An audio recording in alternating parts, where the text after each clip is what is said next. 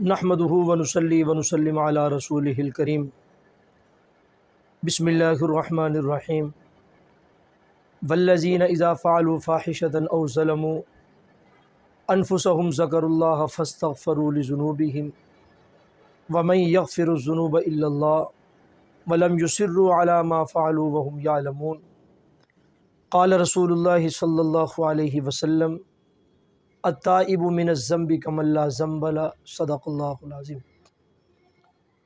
آج کی گفتگو کا عنوان ہے گناہوں سے سچی توبہ۔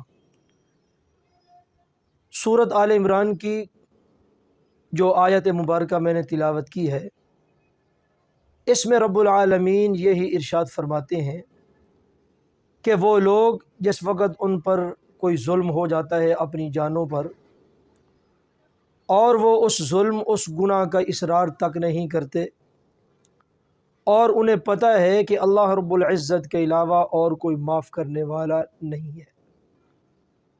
رب العالمین کی یہ صفت ہے غفار الذنوب، گناہوں کو معاف کرنے والا۔ رب العالمین کی یہ صفت ہے ستار العیوب، عیبوں پر پردہ ڈالنے والا۔ اللہ رب العزت ہی معاف کرنے والے ہیں، اس کے علاوہ اور کوئی نہیں۔ یہ بات ذہن میں رہے کہ گناہوں کی دو قسمیں ہیں، ایک صغیرہ گناہ، ایک کبیرہ گناہ۔ صغیرہ چھوٹے گناہوں کو کہتے ہیں اور کبیرہ جو ہے بڑے گناہوں کو کہتے ہیں۔ معاشرے میں بہت سارے لوگ ایسے ہیں جو کبیرہ گناہوں سے تو بچتے ہیں لیکن صغیرہ گناہوں سے بچنے کا اہتمام نہیں کرتے۔ جیسے کبیرہ گناہ اللہ رب العزت کی ناراضگی کا ذریعہ اور سبب بنتے ہیں، رب تعالیٰ کی رحمت اور فضل سے دوری کا سبب ہے، اسی طرح صغیرہ گناہ بھی رب تعالیٰ کی نافرمانی ہے، رب تعالیٰ کی رحمت اور فضل سے دوری کا سبب ہے۔ علماء کرام نے اس بات کو ایک مثال کے ذریعے سمجھایا ہے۔ معارف الحدیث میں مولا منظور احمد نعمانی رحمہ اللہ لکھتے ہیں کہ جس طرح ایک بڑا سانپ ہے اور ایک چھوٹا سانپ ہے، بڑا سانپ جو ہے وہ بھی زہر والا ہے اور جو چھوٹا سانپ ہے وہ بھی زہر والا ہے۔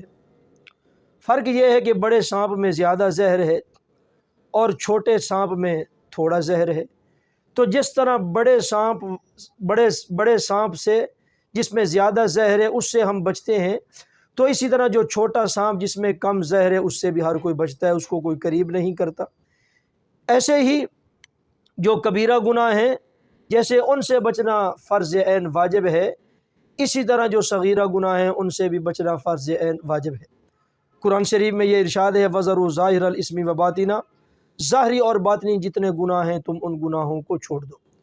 نبی پاک صلی اللہ علیہ وسلم کا فرمان ہے التائب من الذنب کمن لا ذنب لہ، کہ گناہوں سے توبہ طیب ہونے والا، گناہوں سے معافی مانگنے والا ایسا ہی ہے جیسا کہ سرے سے اس نے کوئی گناہ کیا ہی نہیں۔